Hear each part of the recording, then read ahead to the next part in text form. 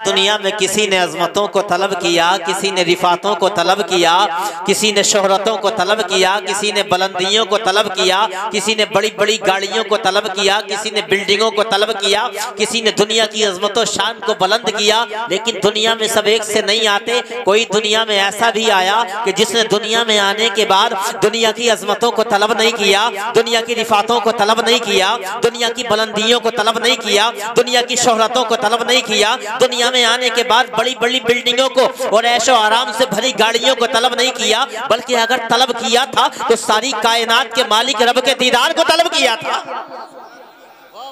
क्या तलब किया था? रब का दीदार, परवरदिगार का दीदार तलब किया था। ये कौन थे? ये हजरत मूसा थे। हजरत मूसा अल्लाह के जलीलुल कद्र पैगंबर हैं। अल्लाह से इनकी बातचीत होती, अल्लाह इनसे कलाम फरमाता।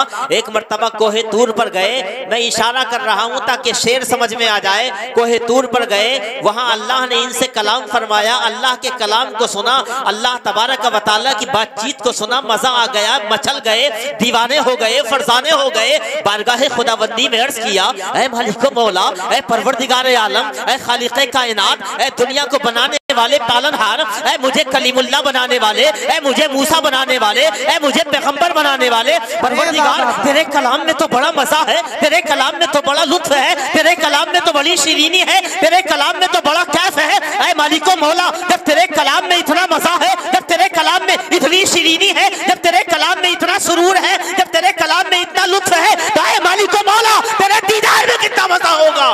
ऐ मालिको मौला, वाह भाई, बना रहे तकबीर, है मालिको मौला, तेरा कलाम तो सुन लिया है, तेरे कलाम के मजे को तो हासिल कर लिया है, तेरे कलाम की शीरीनी मुझे हासिल हो गई है। ऐ मालिको मौला, मेरी किस्मत का सितारा ओजे सुरैया पे पहुंच जाए अगर तेरा दीदार और हो जाए। आहा, सुभान अल्लाह। रब की तरफ से आवाज आई, ऐ मूसा दीदार तो नहीं हो सकता। और क्यों नहीं हो सकता ये हम सब जानते हैं कि ये दीदार दुनिया की जिंदगी में फकत एक जात के लिए है, और वो जात है मुहम्मदुर रसूलुल्लाह सल्लल्लाहु अलैहि वसल्लम की। ये हम फख्र के साथ कहते हैं। तो वो जात है हमारे नबी की। हमारे नबी के अलावा दुनिया में किसी को अल्लाह का दीदार नहीं हो सकता। हाँ, जन्नत में जन्नतियों को दीदार होगा, तो इसलिए जन्नत में जाने की हमें तैयारी करनी चाहिए। इसलिए कि जन्नती जो जन्नत में जाएंगे ना, अल्लाह के नेक बंदे, अल्लाह के वली, जन्नत में अल्लाह उनसे कहेगा, ऐ मेरे बंदो मैं तुमसे राजी हूँ, क्या तुम मुझसे राजी हो? तो वो कहेंगे, पता है क्या कहेंगे? वो कहेंगे, ऐ मालिको मौला, हम तुझसे कैसे राजी ना हो? तूने हमें वो नेमतें दी जिन्हें न कभी हमारे कानों ने सुना, न हमारी आंखों ने देखा। ऐ अल्लाह, तूने हमें खूबसूरत बच्चे भी दिए, तूने हमें मालो दौलत भी दिया। ऐ मालिको मौला, बेहतरीन मकानात में रहने का ठिकाना भी बनाया। ऐ मालिको मौला, दुनिया की बेशुमार नेमतें अता फरमाई, हम तुझसे कैसे राजी ना हो? तूने वो नेमतें दी जिनका कभी हमारे दिलों में तसव्वुर भी नहीं आया। लेकिन ऐ मालिको मौला, तेरी सारी नेमतों से फायदा उठा लिया, लेकिन एक नेमत तेरी रह गई है जिसका वादा तूने किया था। अल्लाह फरमाएगा, है मेरे फरिश्तों, हिजाब उठा दो, पर्दे हटा दो, जितने हिजाबात हैं सब हटा दो। फरिश्ते कहेंगे, मालिको मौला, ये तो गुनाह भी करते थे दुनिया में। अल्लाह फरमाएगा, ये मुझसे डरते थे, ये मेरे खौफ से अपनी आंखों से आंसुओं के कतरे निकालते थे। फरिश्तों, हिजाब उठाओ। हिजाब उठाए जाएंगे और सारे जन्नती अल्लाह तबारक व तआला का दीदार करेंगे, सजदे में गिर जाएंगे। अल्लाह फरमाएगा, ऐ जन्नतियों, ऐ मेरे बंदो, दुनिया तो दारे अमल थी, ये दारे अमल नहीं है तो दारे जज़ा है। अपने सरों को उठा लो, मैं तुमसे राजी हो गया हूँ। सुभान अल्लाह। तो इसलिए जन्नत में जाने की हमें तैयारी करनी चाहिए ताकि अल्लाह का दीदार हमें नसीब हो जाए। सबसे बड़ी दौलत है। तो हजरत मूसा ने कहा, है मालिको मौला, दीदार करा दे।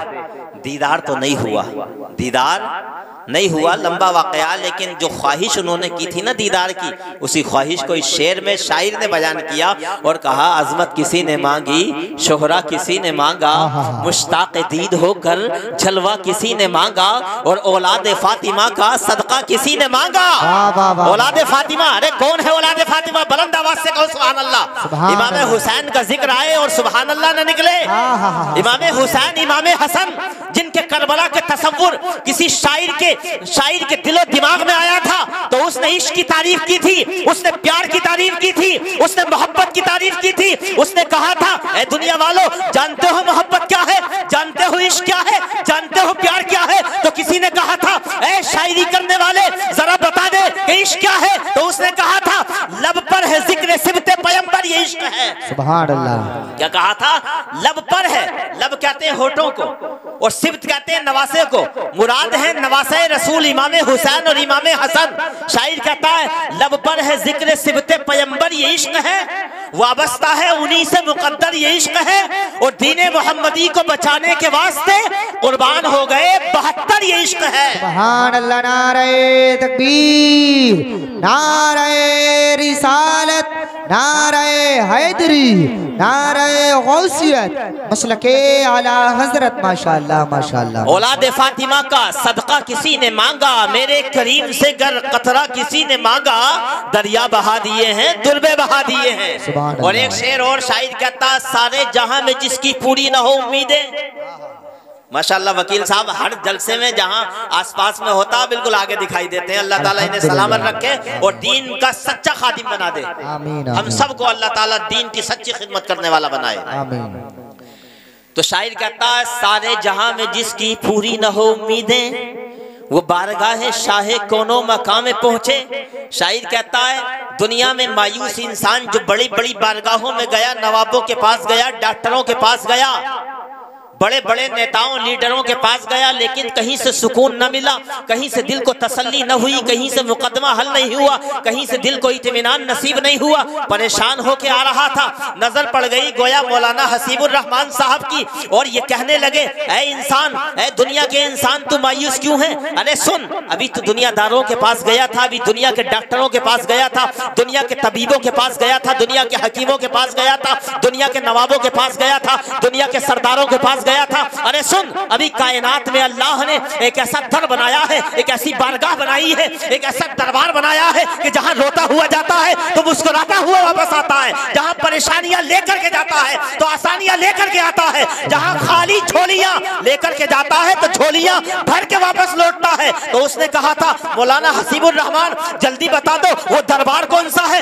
जल्दी से बता दो वो बारगाह कौन सी है, जल्दी से बता दो वो दर कौन सा है। तो शायर ने मदीने का पता शायरी के अंदाज में बताया था और कहा था, सारे जहां में जिसकी पूरी ना हो उम्मीदें, वो बारगाह शाहे कोनो मकाम में पहुंचे, कैसा ही सख्त गम हो हरगिज ना आस तोड़े, उनकी इनायतों का ये फैज़ आम देखे, जब आ गई है जोशे रहमत पे उनकी आंखें, जलते बुझा दिए हैं, रोते हंसा दिए हैं। सुभान अल्लाह। नारे तकबीर, नारे रिसालत, नारे हैदरी, नारे गौसियत, मसलके आला हजरत अल्लामा कामिल हुसैन साहिब किबला मिसबाही। माशाअल्लाह माशाअल्लाह माशाअल्लाह। एक साहब कहने लगे, मौलाना साहब ये बताओ कि रसूलुल्लाह के दरबार में ऐसी क्या बात थी, ऐसा क्या कमाल था, क्या कोई नुस्खा दिया जाता था कि जिससे आदमी को सुकून मिल जाता था? तो मैंने कहा, नहीं, नुस्खा कोई नहीं दिया जाता था, मालो दौलत नहीं दी जाती थी, वहाँ जो है वो करोड़पति नहीं बनाया जाता था, लेकिन फिर भी दिल को सुकून मिलता था, फिर भी जो है परेशानियां खत्म हो जाती थी। कहने लगा, ऐसा क्यों? मैंने कहा, बात सिर्फ छोटी सी है, बात सुनने में बड़ी छोटी है लेकिन हकीकत में बहुत बड़ी है, और ऐसी बड़ी है कि अगर उस पर अमल कर लिया जाए तो पूरी दुनिया का सुकून पोशीदा हो जाए, पूरी दुनिया का सुकून पोशीदा हो जाए। कहने लगा, बड़ी गौर से सुनना। मैंने कहा, बात यह है कि मेरे नबी के दरबार में लोगों के दिलों का ख्याल बहुत ज्यादा किया जाता। काहे का? दिलों का ख्याल। मेरे रसूल, मेरे नबी, मेरे आका इस बात का बहुत ज्यादा ख्याल करते कि दुनिया में मेरे किसी उम्मती का दिल न टूट जाए, किसी का दिल मुस्तरिब न हो जाए, किसी का दिल शिकस्ता ना हो जाए, किसी के दिल को चोट न लग जाए, किसी के दिल को तकलीफ न पहुंच जाए। मैं एक वाकया सुनाऊं जिससे आपको अंदाजा होगा कि नबी के दरबार में लोगों के दिलों का कितना ख्याल किया जाता। अल्लाहु अकबर, नबी का दरबार लगा है, हदीस पाक का मफहूम है, मस्जिद नबवी शरीफ है इस्लाम का पार्लियामेंट। क्या? इस्लाम का पार्लियामेंट ही तो है मस्जिद नबवी। मस्जिद नबवी शरीफ है, मजमा लगा है, सहाबा सामने बैठे हैं, हुजूर के घर वाले सामने बैठे हैं, हुजूर खिताब फरमा रहे हैं। अचानक एक सहाबी सामने से उठे, अदब के साथ जाने लगे। हुजूर ने फरमाया, प्यारे सहाबी कहाँ जा रहे हो, जल्दी कैसी है? तो उन्होंने कहा, या रसूलल्लाह आपको तो मालूम है बाप को बेटे से बड़ा प्यार होता है। बड़ी गौर से सुनना बात को, बाप को बेटे से बड़ा प्यार होता है। या रसूलल्लाह सुबह से बेटा गायब है, पता नहीं चलता कहाँ चला गया। मेरी नज़रें बार बार इश्तियाक में है कि काश वो मुझे नज़र आ जाए, मेरे सामने आ जाए। हुजूर ने फरमाया, मेरे सहाबी रुको, मैं बताता हूँ तुम्हारा बेटा कहाँ है। सुभान अल्लाह, सुभान अल्लाह। गैबदान नजरों से देख लिया। कहा, मैं बताता हूँ तुम्हारा बेटा कहाँ है। कहा, या रसूलल्लाह जल्दी बताएं। मेरे नबी ने फरमाया, वो जो सामने खजूर का दरख्त है ना, उस दरख्त के नीचे कुछ बच्चे खेल रहे हैं, उसी में तुम्हारा बच्चा भी खेल रहा है। उन्होंने जैसे सुना ना तो बड़ी देर से परेशान थे, फौरन उठे फिर जाने लगे। मेरे नबी ने फरमाया, रुको मेरे साहबी, एक बात और सुनते जाओ। जाते रहे हो अपने बेटे को बुलाने के लिए, जाते रहे हो अपने फर्जंद को बुलाने के लिए, जाते रहे हो अपने लख्ते जिगर को बुलाने के लिए, लेकिन एक बात याद रखना। क्या कहा? एक बात याद रखना। वहां हुजूर ने फरमाया था, यहां मैं आपसे कह रहा हूं कि वो बात आप भी याद रखना। वो बात आपने याद कर ली और इस एक बात पर आपने अमल कर लिया तो इंशाअल्लाह यही काफी हो जाएगा आपके लिए इंशाअल्लाह। हुजूर ने फरमाया, मेरे प्यारे साहबी जाते रहे हो अपने बेटे को बुलाने के लिए, लेकिन एक बात याद रखना। उन्होंने कहा, हुजूर फरमाए क्या बात है? हुजूर ने फरमाया, जब तुम अपने बेटे को बुलाने के लिए जाओ और करीब पहुंच जाओ और जब तुम उसे आवाज दो तो बेटा कह के आवाज मत देना।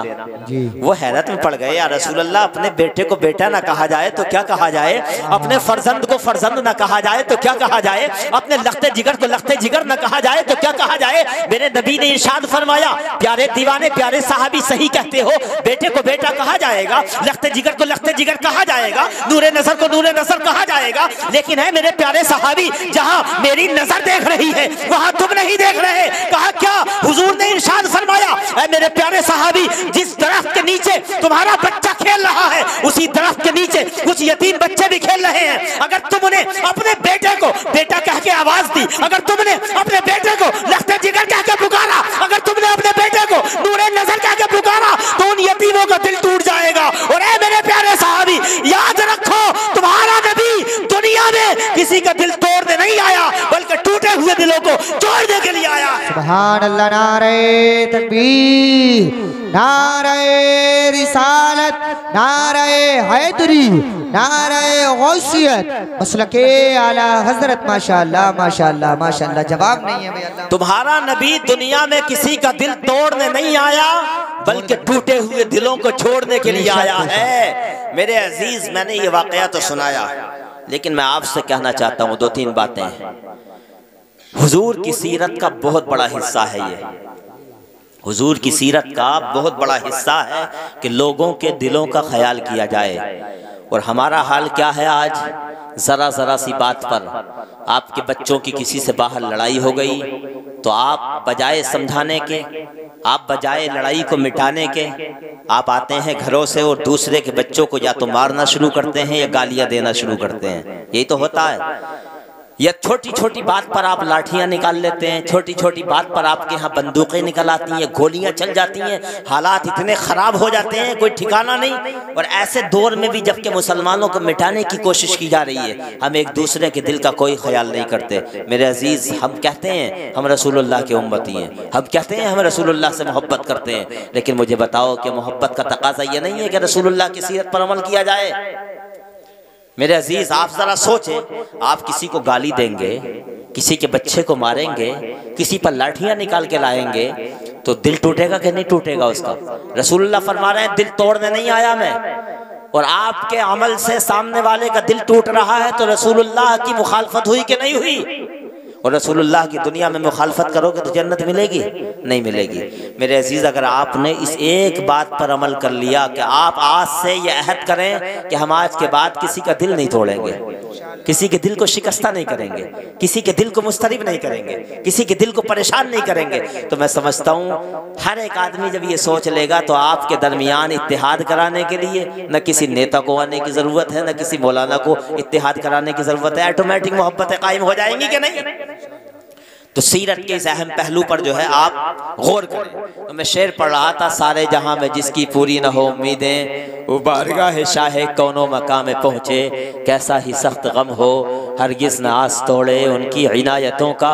ये फैज़-ए-आम देखे जब आ गई है जोशे, रहमत पे उनकी आँखें जलते बुझा दिए हैं, रोते हंसा दिए हैं। एक शेर और रह गया, चलो उसको भी पढ़ देता हूँ। अहमद रज़ा जहाँ में फ़न का इमाम आज़म। अहमद रज़ा जानते हैं ना? अहमद रज़ा वही जिन्हें आप आला हज़रत के नाम से जानते हैं। कुछ लोग सोचते हैं पता नहीं हर जगह ये नाम ज़रूर आ जाता है। मैं कहता हूँ मुसलमानों की ज़बानों पर किसी नाम का इस अंदाज से जारी हो जाना कि हिंदुस्तान में देखो तो आला हज़रत, पाकिस्तान में देखो तो आला हज़रत, दुनिया के जिस मुल्क में देखो ज़बानों पर मुसलमानों की आला हज़रत, इसका मतलब ये है कि ये नाम अल्लाह की बारगाह में मकबूलियत का दर्जा पा चुका है। सुभान अल्लाह, सुभान। मौका नहीं है वरना बताता मैं उनके बारे में क्यों नाम लिया जाता है।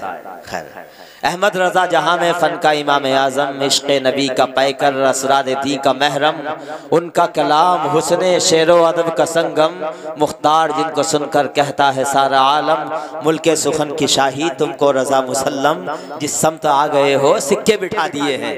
हज़रात, तो आज का ये प्रोग्राम अक़ीक़े के हवाले से किया जा रहा है।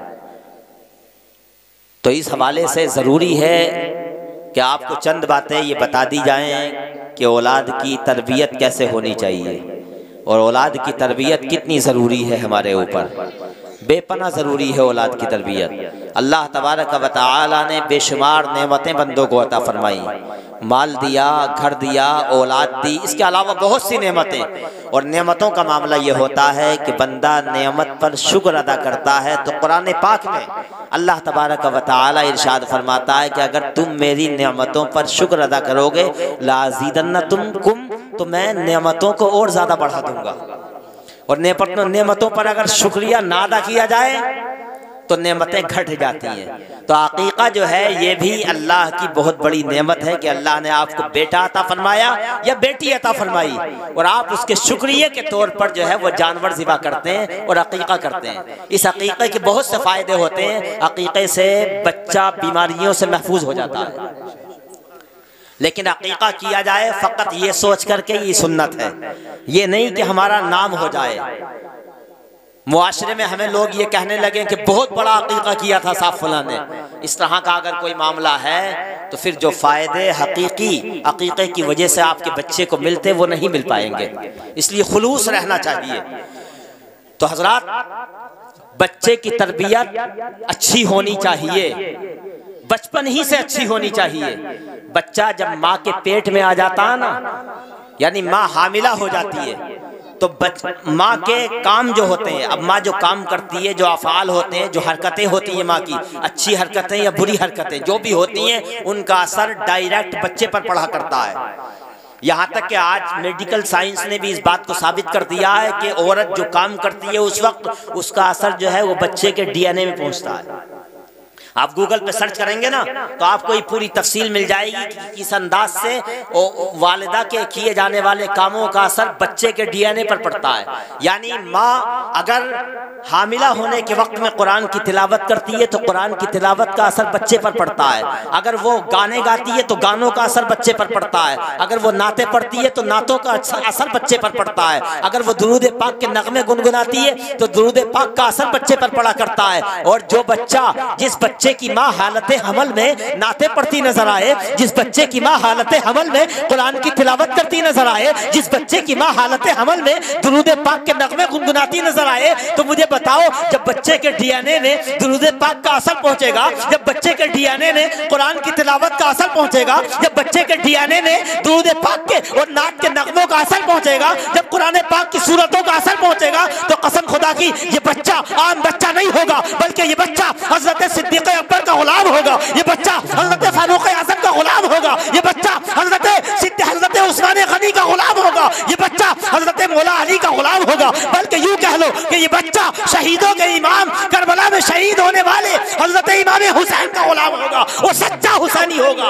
सुभान अल्लाह। नारे तकबीर, नारे रिसालत, नारे हैदरी, नारे गौसियत, मसलके आला हजरत, फैजाने आला हजरत। माशाअल्लाह माशाअल्लाह। बच्चों पर माँ की तरबियत का कितना अच्छा असर पड़ता है, इसका अंदाजा आपको इस बात से होगा।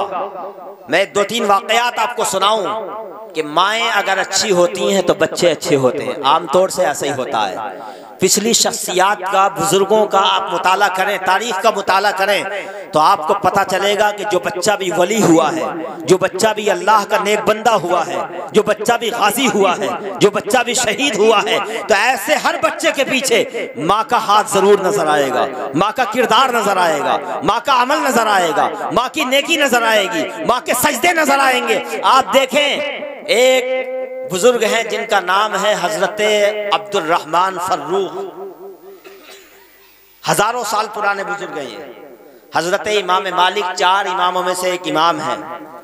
इनके बेटे हजरत अब्दुल रहमान फर्रुख के बेटे इमाम रबिया इमाम मालिक के उस्ताद हदीस हैं। मैं उनका वाक़या आपको सुनाऊं। ये जब हालत हमल में थे, हजरत रबिया माँ के शिकम में थे। इनके वालिद हजरत अब्दुल रहमान फर्रुख जो है वो जिहाद के लिए गए, जिहाद के लिए। तो पहले होता ये था कि एक जंग लड़ी, पता चला दूसरे मुल्क में जो है वो मुसलमान मार का आराई कर रहे हैं, मुसलमानों से जंग हो रही है, तो दूसरे मुल्क रास्ता इख्तियार कर लिया, तीसरे मुल्क चले गए। तो कभी कभी बहुत दिन हो जाते थे। हजरत अब्दुल रहमान फर्रुख ने 30,000 दीनार अपनी बीवी को दिए और देने के बाद वो वहां से चल दिए और गए जंग लड़ने के लिए। 27 साल तक वापस नहीं हुए। कितने? 27 साल तक बाहर रहे। बड़ा अच्छा वाक़या, आप सुने जरा, मैं आराम से सुना रहा हूं ताकि समझ में आ जाए। 27 साल तक वापस नहीं आए। इधर जो 30,000 दिनार बीवी को देके गए थे, इनके जाने के बाद इनका बेटा पैदा हुआ, जिनका नाम जो है वो रखा गया रबिया। क्या? रबियातुर राय या रबिया, इमाम रबिया उनका नाम रखा गया। वो पैदा हुए, उसके बाद बीवी ने उन्हें पढ़ाना शुरू किया। अल्लाह अकबर। इतना पढ़ाया, इतना पढ़ाया, इतना पढ़ाया, इमाम रबिया को इतना बड़ा मुहद्दिस बना दिया कि 30,000 दिनार पूरे के पूरे अपने बेटे की पढ़ाई पर खर्च कर दिए। यहाँ तक कि उससे भी पूरा ना हुआ तो आपकी वालिदा ने अपने मकान की कड़ियां बेच करके अपने बेटे को पढ़ाया। अल्लाह अकबर। वो इतना बड़ा आलिम बनाया, इतना बड़ा आलिम बनाया कि हुजूर की मस्जिद मस्जिद नबवी, सुभान अल्लाह, हुजूर की मस्जिद मस्जिद नबवी। और मिंबर कौन सा? मिंबर रसूल। मिंबर रसूल पर बैठकर हजरत इमाम रबिया हदीस की तालीम दिया करते थे। और आपके जुमरे हदीस में, आपके शागिर्दों में, आपके जो है आपके हदीस सुनने वालों में कोई छोटे मोटे नहीं बल्कि इमाम मालिक जैसे बड़े बड़े मुहद्दिस रहा करते। इमाम मालिक वो भी आपसे हदीस पढ़ते, बहुत बड़े मुहद्दिस बन गए। 27 साल के बाद आपके बाप हजरत अब्दुल रहमान फर्रुख वापस आए। तारीख दिमश्क में ये वाकया लिखा हुआ है। 27 साल के बाद जब वापस आए, बड़े कमजोर हो गए थे, बूढ़े भी हो गए थे। अपने घोड़े पर तशरीफ फरमा थे। तो आपने अपने जो हथियार हाथ में था आपके उसी से आपने दरवाजे को बजाया कि दरवाजे के अंदर से कोई आए। तो मकान के अंदर से निकल के आए कौन? हजरत इमाम रबिया जो मुहद्दिस थे मदीने के, बेटे थे, पता नहीं था क्योंकि पैदा भी नहीं हुए थे। हजरत अब्दुल रहमान ये सोचते आ रहे थे, पता नहीं जब मैं घर से गया था तो मेरी माँ हामिला थी, पता नहीं वो बच्चा पैदा हुआ है कि नहीं हुआ है, वो बच्चा जिंदा भी है या जिंदा नहीं है, क्या हुआ होगा उस बच्चे का, कैसे उसकी तरबियत हुई होगी, ये सोचते हुए आ रहे हैं। अल्लाह अकबर। दरवाजा खुला है, हजरत इमाम रबिया घर से बाहर निकले हैं। और जैसे ही इमाम रबिया ने देखा है इनको, हजरत अब्दुल रहमान को, तो कहते हैं रुक जाओ, मेरे घर में दाखिल नहीं हो सकते, इसलिए कि ये घर मेरा है, इसका मालिक मैं हूँ, आप अजनबी हो, मेरे घर में कैसे दाखिल हो सकते हो? मेरे घर में मेरी माँ है, उनका पर्दा है, वो इस घर में कोई गैर नहीं आता, कोई अजनबी नहीं आता। रोक दिया है हजरत अब्दुल रहमान फर्रुख को। हजरत अब्दुल रहमान फर्रुख कहते हैं, ऐ दुश्मन, तू कौन होता मुझे रोकने वाला? ये तो घर मेरा है। वो कहते हैं नहीं, तुम्हारा नहीं है, घर मेरा है। यहाँ तक कि बहुत इख्तिलाफ हो गया, आवाजें तेज हो गई, आवाजें तेज निकलने लगी। नारे रिसालत, नारे हैदरी, नारे गौसियत हज़रत अल्लामा मौलाना मुफ्ती मोहम्मद आफ्ताब आलम साहिब क़िबला मंजरी, हज़रत अल्लामा मौलाना मुफ्ती मोहम्मद आफ्ताब आलम साहिब क़िबला मंजरी। नारे तकबीर, नारे रिसालत। माशाअल्लाह मुफ्ती आफ्ताब साहब भी आ चुके हैं, मेरे बाद इनकी तकरीर होनी है, तो कुछ देर आप मुझे और समाअत कर लें। वैसे अभी टाइम ज़्यादा नहीं हुआ है, इंशाअल्लाह अभी टाइम। तो हजरत मैं अर्ज कर रहा था, हजरत अब्दुल रहमान में और हजरत रबिया में दोनों में झगड़ा होने लगा, आवाज़ें तेज हो गई, यहाँ तक कि आसपास के लोग निकल आए। हजरत इमाम मालिक भी आ गए। इमाम मालिक कहते हैं अब्दुल रहमान फर्रुख से कि आप क्यों परेशान कर रहे हो, क्यों इस घर में दाखिल होना चाहते हो, ये घर इनका है, आप यहाँ से कहीं और चले जाएं, किसी और घर में चले जाएं, यहाँ क्यों परेशान कर रहे हैं। तो अब्दुल रहमान फर्रुख कहते हैं ए इमाम, तुम जानते नहीं हो मुझे कौन हो, ये घर मेरा है और मैं अब्दुल रहमान फर्रुख हूँ। अल्लाहू अकबर। ये जब अब्दुल रहमान नाम सुना ना, तो घर के अंदर से जिस बीवी को 27 साल पहले छोड़ के गए थे, वो भी निकल के आ गई। अल्लाहू अकबर। सख्ता तारी हो गया। कहती हैं ए रबिया, ए मेरे बेटे मुहद्दिस, तुम जानते नहीं हो ये कौन है, ये तुम्हारे बाप हैं, ये तुम्हारे वालिद हैं। 27 साल पहले गए थे, जब तुम मेरे पेट में थे, मेरे शिकम में थे। अल्लाहू अकबर। जब पता चलता है ये कोई और नहीं है, मेरे बाप हैं, और उन्हें पता चलता है ये कोई और नहीं है, मेरे बेटे हैं, दोनों गले लग जाते हैं, बड़े रोते हैं, आंखों से आंसू जारी हो जाते हैं। उसके बाद आखिरकार दोनों घर में बैठ जाते हैं। नमाज का वक्त हो जाता है, यानी रात गुजर जाती है। एक रिवायत में असर का वक्त है, एक में फजर का वक्त है। फजर का वक्त होता है। इमाम रबिया यानी जो बेटे हैं वो पहले चले जाते हैं मस्जिद नबवी, और बाद में जो है बाप जाते हैं। बाप जाने से पहले अपनी बीवी से पूछते हैं, बीवी ये बताओ कि मैं तुम्हें 30,000 दिनार दे के गया था, वो दिनार कहाँ है। तो बीवी कहती है जरा सुकून रखो, सब्र करो, तुम्हें जवाब मिल जाएगा। मैंने वो बड़ी अच्छे तरीके से जमा कर दिए हैं, बड़ी अच्छी जगह लगा रखे हैं और बहुत अच्छे तरीके से उन्हें जमा किया है। हजरत अब्दुल रहमान इब्ने फर्रुख पहुंचते हैं मस्जिद नबवी, और जब मस्जिद नबवी में पहुंचे, नमाज हुई। नमाज के बाद उन्होंने देखा कि एक नौजवान मिंबर रसूल पर बैठा है, साफा बंधा हुआ है और जुब्बा पहन रहा है। अल्लाहू अकबर। चेहरे से नूर की लड़ियां जो है वो नजर आ रही हैं, नूर झलक रहा है, पहचान न सके। घर में मुलाकात तो हो गई थी, लेकिन चूंकि घर में तो ऐसा ही थे ना, जैसे सोने का आलम था, सोने का टाइम था, तो जुब्बा भी नहीं था, साफा भी नहीं था। लेकिन जब साफे में देखा, जुब्बे में देखा, चेहरे पे नूर देखा, वुजू के असरात देखे, तो पहचान न सके और कहने लगे, एक साहब थे वही, उनसे पूछने लगे, मुझे ये बताओ कि ये नौजवान कौन है। मेरी आंखों से रश के आंसू झड़ने लगे हैं कि कितना मुकद्दस है ये नौजवान, और कितना मुकद्दस होगा वो बाप जिसने इस बेटे को जन्म दिया है। अल्लाहू अकबर। जो मिंबर रसूल पर रसूलुल्लाह की मस्जिद में दरसे हदीस दे रहा है। अल्लाहू अकबर। ये कौन मुहद्दिस है। तो वो कहते हैं मैं ये तो नहीं जानता, लेकिन मैं इतना जानता हूँ कि इसके एक बाप हैं जिनका नाम अब्दुल रहमान है। वो 27 साल पहले यहाँ से जिहाद करने के लिए गए थे, और मैंने अभी अभी सुना है कि वो रात वापस आ गए हैं। अल्लाहू अकबर। जब इतना सुना है ना कि अब्दुल रहमान का बेटा है, जब इतना सुना है ना कि मेरा बेटा है, जब इतना सुना है कि ये मुहद्दिस जो रसूलुल्लाह के मिंबर पर हदीस सुना रहा है, ये कोई और नहीं बल्कि मेरा लख्ते जिगर है, मेरा नूर नजर है। अल्लाहू अकबर। हजरत अब्दुल रहमान इब्ने फर्रुख की आंखों से आंसू जारी हो जाते हैं, यानी खुशी में आंसू निकलते हैं, क्योंकि कभी खुशी में भी आंसू निकल आते हैं। रो रहे हैं, अल्लाह का शुक्र अदा कर रहे हैं, अल्लाह तबारक व तआला की बारगाह में अर्ज कर रहे हैं, ऐ मालिक को बोला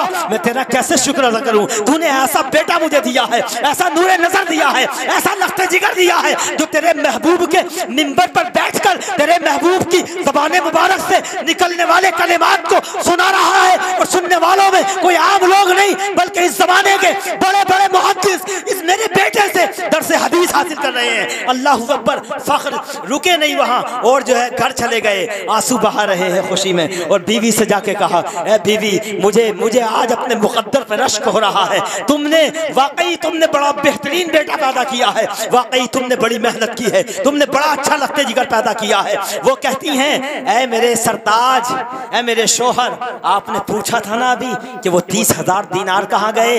ऐ मेरे शोहर, ऐ मेरे सरताज, मैंने वो 30,000 दिनार पूरे के पूरे इस बेटे पर लगा दिए हैं, बताओ मैंने सही किया कि नहीं किया। तो कहते हैं वाकई तुमने बड़ा अच्छा काम किया है। मेरे अजीज, वाकया तो आपने सुना, लेकिन मुझे बताओ ये इमाम रबिया ये मुहद्दिस कैसे बने, ये इतने बड़े आलिम कैसे बने, या अल्लाह के रसूल की हदीसों को समझने वाले कैसे बन गए। इमाम मालिक जिनकी बारगाह में ज़ानुए अदब तय कर रहे हैं। कौन है इमाम मालिक? इमाम मालिक वो इमाम है कि जो 4 इमामों में से एक है, और जिनके इश्क़ रसूल का आलम यह था कि मदीनतुल रसूल में ये हज करने के लिए गए, तो जब से गए उसके बाद एक कदम भी मदीने से बाहर नहीं निकाला कि काश कहीं ऐसा ना हो कि मैं मदीने से बाहर जाऊं और मेरा इंतकाल हो जाए। यानी उन्होंने अपने दिल में ये ख्वाहिश पाली थी कि काश मेरा इंतकाल हो तो मदीनतुल रसूल की सरजमीन हो। सुभान अल्लाह। ये इमाम मालिक इमाम रबिया के शागिर्द हैं।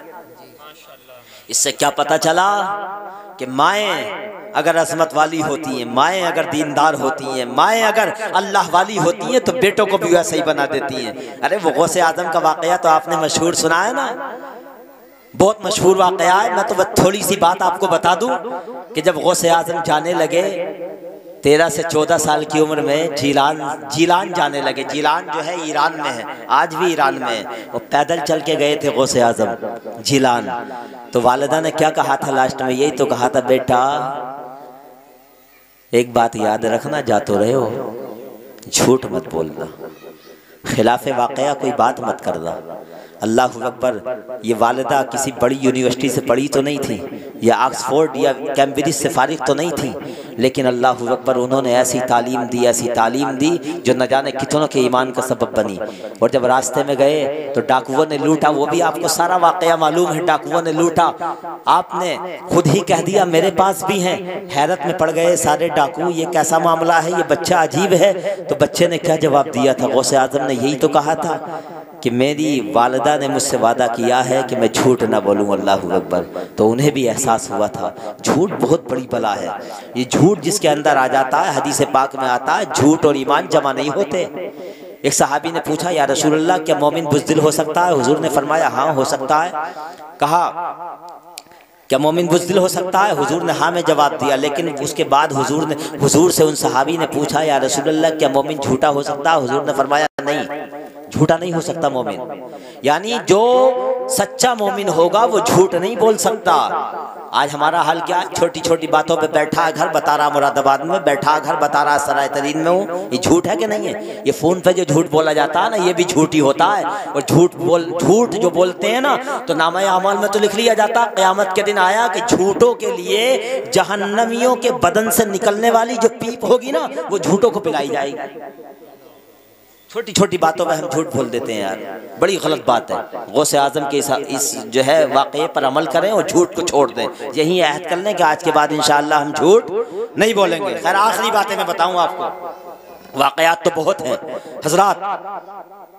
हुजूर ने इरशाद फरमाया, अद्दिबू सलासा खिसाल, अपनी औलाद में 3 बातें पैदा कर दो। अपनी औलाद को 3 बातों का अदब दे दो। हुब्बी नबीयिकुम, अपने नबी की मोहब्बत, और हुजूर के अहले बैत की मोहब्बत, और कुरान करीम की तिलावत की मोहब्बत। बस आखिरी बातें कर रहा हूँ। हुजूर ने क्या फरमाया? सबसे पहले हुजूर ने फरमाया नबी की मोहब्बत पैदा कर दो अपने बच्चों में। क्या कर दो? नबी की, जोर से बोलो, क्या कर दो? नबी की मोहब्बत पैदा कर दो अपने बच्चों में। जब नबी का आशिक हो जाएगा, नबी का दीवाना हो जाएगा, तो बताओ उसका कोई कदम नबी के खिलाफ उठेगा? नहीं उठेगा। कैसे पैदा करनी है नबी की मोहब्बत? बचपन ही से नबी की नाते सुनाओ बच्चों को, बचपन ही से नबी के वाकयात सुनाओ, बचपन ही से नबी के सहाबा के वाकयात सुनाओ, बचपन ही से मोहब्बत रसूल के वाकयात सुनाओ। बचपन में जब छोटा सा बच्चा हो ना, जब वो पैदा हो तो उसे गोद में लो। गोद में लेने के बाद उसे अपने मकान की छत पर चढ़ जाओ, और छत पर चढ़ने के बाद कहो, ऐ बेटे ये चांद जो आसमान पे निकल रहा है, ये देख रहे हो? बच्चा कहेगा हाँ ये चांद दिखाई दे रहा है। उससे पूछो क्या तो जानते हो ये चांद कौन सा है? ये चांद वही है कि तुम्हारे नबी ने जब इस चांद की तरफ इशारा किया था तो ये चांद 2 टुकड़ों में तब्दील हो गया था। सुभान अल्लाह। बच्चा पूछेगा ये कौन है जिसने 2 टुकड़ों में चांद को तब्दील किया था? तो आप कहो ये वो है जिन पर सारे दुनिया के मुसलमान ईमान लाए हैं। आप कहो बच्चे से कहो, ए बच्चे तू ये सूरज देख रहा है? बच्चा कहेगा हाँ ये सूरज देख रहा हूँ। तो आप उस बच्चे से कहो, ए बेटे तुम जानते हो हमारे नबी का मकाम क्या है? तुम जानते हो मदीने के ताजदार का मकाम क्या है? बच्चा पूछेगा अब्बा जान बताओ मदीने के ताजदार का मकाम क्या है? तो आप उससे कहो कि एक वो वाकया सुनाओ, क्या है मेरे बेटे ये जो सूरज है ना, एक मर्तबा मौलाए कायनात की नमाज़े असर कज़ा हो गई थी, तो हमारे नबी ने इसी सूरज को बुलाना चाहा था और तसव्वुर किया था, तो ये सूरज हजरत अली की नमाज़े असर को पढ़ाने के लिए वापस आ गया था। तो बच्चा जब ये सुनेगा तो उसके दिल में ऑटोमेटिक नबी की मोहब्बत जो है वो पैदा होती चली जाएगी। नबी फरमाते हैं अपने बच्चों में 3 चीजें पैदा कर दो। सबसे पहली ये हुब्बी नबीयिकुम, अपने नबी की मोहब्बत। उन्हें वाकयात सुनाओ, वाकयात सुनाओ, कैसे पैदा करनी है नबी की मोहब्बत। एक वाकया मैं सुनाऊं, उन्हें किस तरह के वाकयात आपको सुनाने हैं नबी की मोहब्बत के। आखिरी वाकया सुना देता हूं, आपको बताना है। क्या मेरे बेटे सुनो, बच्चों को अपने पास बिठाओ, बेटियों को भी बिठाओ, बेटों को भी बिठाओ और कहो एक मर्तबा वाकया है कि नबी ने अपने सहाबा से इरशाद फरमाया, ऐ मेरे सहाबा ये कैसर व किसरा के खजाने एक दिन तुम्हारे कदमों में आ जाएंगे। क्या फरमाया? कैसर व किसरा के खजाने एक दिन तुम्हारे कदमों में आ जाएंगे। पहले कैसर व किसरा समझो। कैसर व किसरा जिस तरीके से इस वक्त पूरी दुनिया में अमेरिका को सुपर पावर समझा जाता है, ऐसे ही हमारे नबी के दौर में कैसर व किसरा को पूरी दुनिया की सुपर पावर समझा जाता था। जब हुजूर ने फरमाया ना, क्या है मेरे दीवानों एक दिन परेशान मत हो, एक दिन ये कैसर व किसरा की जो सुपर पावर ताकतें हैं ना, इनके खजाने तुम्हारे कदमों में आ जाएंगे। जब कुफारे मक्का ने सुना, जब कुरैशे मक्का ने सुना तो हैरत में पड़ गए। हैरत और इस्तिजाब की इंतहा न रही और कहने लगे कि मदीने के पैगंबर ने, टूटी चटाई पे बैठने वाले पैगंबर ने इतना बड़ा ऐलान कैसे कर दिया है? कैसर और किसरा की सुपर पावर ताकत के परछे उड़ाने की बात ये नबी कैसे कर रहे हैं? आखिर जायजा तो लिया जाए। क्या बहुत ज्यादा ताकत जमा कर ली है? क्या बहुत ज्यादा फौज जमा कर ली है? क्या बहुत ज्यादा किले बना लिए हैं? क्या बहुत ज्यादा तलवारें जमा कर ली हैं? जायजा तो लिया जाए। तो उनमें एक शख्स थे बहुत टैलेंटेड, बहुत ज्यादा अक्लमंद थे, बहुत दानिशमंद थे।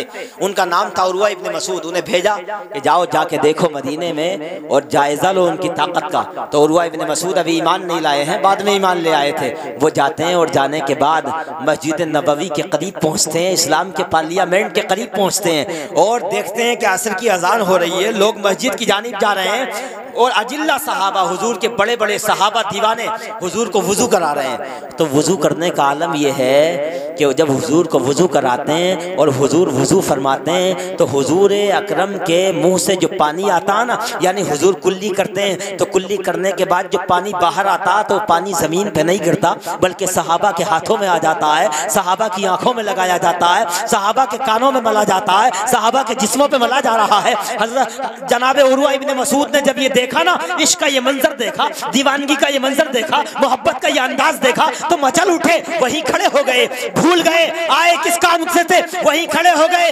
देखने लगे इधर सहाबा वुजू करा रहे हैं। आलम यह था, बुखारी शरीफ की हदीस में आता है कि यहाँ तक के हुजूर खखार शरीफ फरमाते हैं तो उनके दीवानों का आलम यह है कि वो भी जमीन पे नहीं गिरती बल्कि सहाबा उसे हाथों में लेते हैं और आगे बढ़ते हैं। अंदाज ये है, कभी अबू बकर आगे बढ़ते हैं, कभी उमर आगे बढ़ते हैं, कभी उस्मान आगे बढ़ते हैं, कभी मौलाए कायनात आगे बढ़ते हैं, कभी अबू हुरैरा आगे बढ़ते हैं, कभी हजरत अनस आगे बढ़ते हैं, कभी हजरत अब्दुल रहमान इब्ने औफ आगे बढ़ते हैं, कभी जुबैर इब्ने अव्वाम आगे बढ़ते हैं और उस पानी को अपने हाथों में लेते हैं। उरवा इब्ने मसूद देखने लगे इश्क का ये अंदाज, मोहब्बत का ये अंदाज। जब ये अंदाज देखा तो भूल गए इलों का जायजा लेने आए थे, भूल गए तलवारों का जायजा लेने आया था, भूल गए कि मैं जो है वो ताकत का अंदाजा करने आया था, भूल गए कि मैं जो है वो ये अंदाजा करने आया था कि मुसलमानों के पैगंबर का दुनिया की किसी सुपर पावर ताकत से कोई कॉन्टैक्ट तो नहीं हो गया है। वहीं से वापस पलट गए, वहीं से वापस पलट गए और वापस पलट जाने के बाद उन्होंने जो कहा था ना वो आज भी सुनहरे लफ्जों से लिखा हुआ है। उन्होंने कहा था कुफ़ारे कुरैश, ऐ मेरी कौम के सरदारों सुनो, अगर तुम्हारा मुहम्मदुर रसूलुल्लाह से जंग का इरादा है तो मुलतवी कर दो, खत्म कर दो। मफहूम है हदीस का, कहा मुलतवी कर दो। कहने लगे क्यों?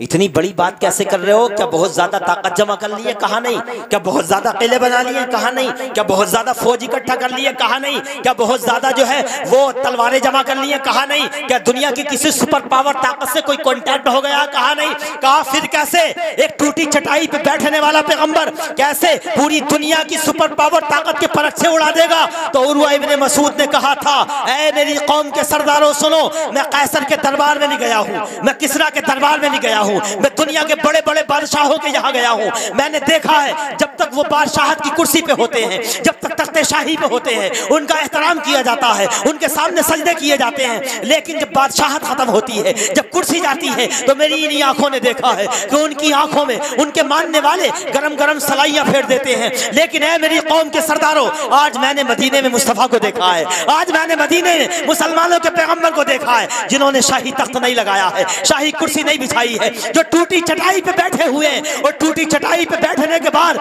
वो वुजू कर रहे हैं। उनके दीवानों का आलम ये है, उनके फरजानों का आलम ये है, उनसे मोहब्बत करने वालों का आलम ये है कि उनके बदन मुबारक से गिरने वाले पानी का कोई कतरा जमीन पे नहीं जा रहा है, बल्कि उनके सहाबा आगे बढ़ते हैं, उनके सहाबा उस पानी को हाथों में लेते हैं। कोई सहाबी अपनी आंखों में लगा रहा है, कोई अपने कानों में लगा रहा है, कोई अपने जिस्म पे मल रहा है। मैंने समझ लिया कि जो कौम अपने नबी के वुजू के पानी का कोई कतरा जमीन पे गिरना गवारा नहीं कर सकती, भला वो कौम अपने नबी के बदन मुबारक से निकलने वाले खून के किसी कतरे को जमीन पे गिरना कैसे गवारा कर सकती है?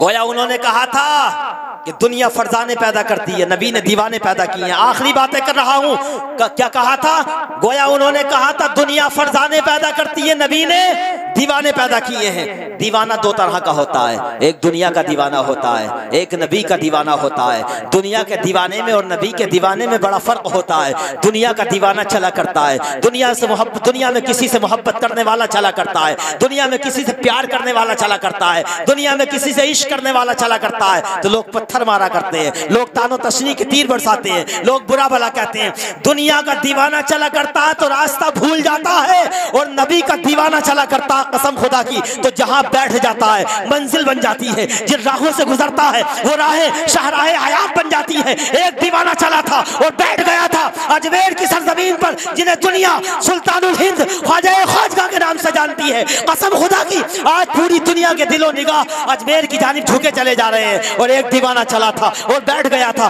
किछोसा शरीफ की सरजमीन पर, जिन्हें दुनिया सुल्तान सैयद मखदूम अशरफ जहांगीर के नाम से जानती है। कसम खुदा की आज पूरी दुनिया के दिलो दिमाग किछोसा शरीफ की सरजमीन की तरफ झुके चले जा रहे हैं। और एक दीवाना चला था और बैठ गया था कलियर की सरजमीन पर, जिसे दुनिया साबिर पाक के नाम से जानती है। अल्लाह अकबर।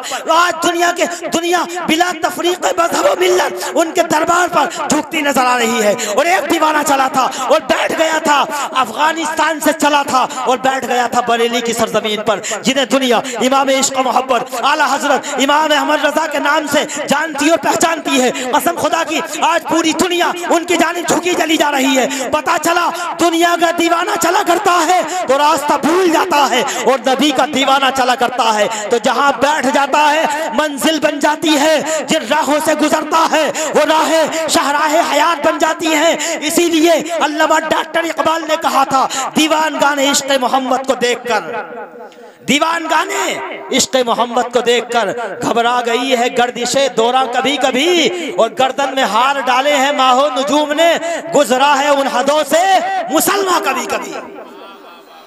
इसलिए मेरे अजीज दोस्तों, अपने बच्चों के अंदर इश्क़ रसूल पैदा कर दो। क्या? मोहब्बत रसूल। उन्हें सच्चा आशिक बना दो। बचपन ही से उन्हें गाना मत सिखाओ, उन्हें डांस करना मत सिखाओ, उन्हें जो है वो गानों की आवाज़ पे थिरकना मत सिखाओ। बल्कि जब बच्चा पैदा हो तो सबसे पहले कोशिश ये करो कि बच्चे की ज़बान से जब सबसे पहला कलमा निकले तो अल्लाह का निकले, यानी अल्लाह। हदीस पाक में आता है कि बच्चा पैदा होने के बाद जब बोलना शुरू करता है और सबसे पहले उसकी ज़बान से अल्लाह तबारक व तआला का नाम निकल जाए तो उसके माँ बाप की मग़फ़िरत कर दी जाती है। सुभान अल्लाह। उसके बाद बच्चे को सुनाओ तो नाते सुनाओ, बच्चे को सुनाओ तो दुरूद के नगमे सुनाओ, बच्चे को सुनाओ तो कुरान करीम की तिलावत सुनाओ, बच्चों को बताओ अहले बैत अतहार की मोहब्बत उनके दिलों में डालो, इमाम हुसैन की मोहब्बत डालो, इमाम हसन की मोहब्बत डालो, इमाम ज़ैनुल आबिदीन की मोहब्बत डालो। और सहाबा किराम की मोहब्बत डालो। हदीस में आया तीन मोहब्बतें पैदा कर दो। अब चूंकि सहाबा की मोहब्बत का जिक्र दूसरी हदीसों में आया, तो सहाबा की मोहब्बत इसलिए भी कि अहले बैत से मोहब्बत का जो अंदाज सिखाया है, अहले बैत से मोहब्बत का जो तरीका सिखाया है, वो किसने सिखाया? वो सहाबा ने सिखाया। हजरत उमर फारूक आजम है, उनकी बारगाह में हजरत इमाम हुसैन आए हैं, इमाम हसन आए हैं और माले गनीमत तकसीम हो रहा है। क्या माले गनीमत? मैं बताऊं सहाबा अहले बैत से कैसी मोहब्बत करते थे, तुम भी अपने बच्चों को अहले बैत की वैसी मोहब्बत पैदा करो। हजरत उमर माले गनीमत तकसीम फरमा रहे हैं, हजरत इमाम हुसैन आ गए, इमाम हसन आ गए। आपने फरमाया बच्चों, मेरे रसूल के बेटो, तुम जो चाहो ले जाओ। क्या कहा? तुम जो चाहो ले जाओ।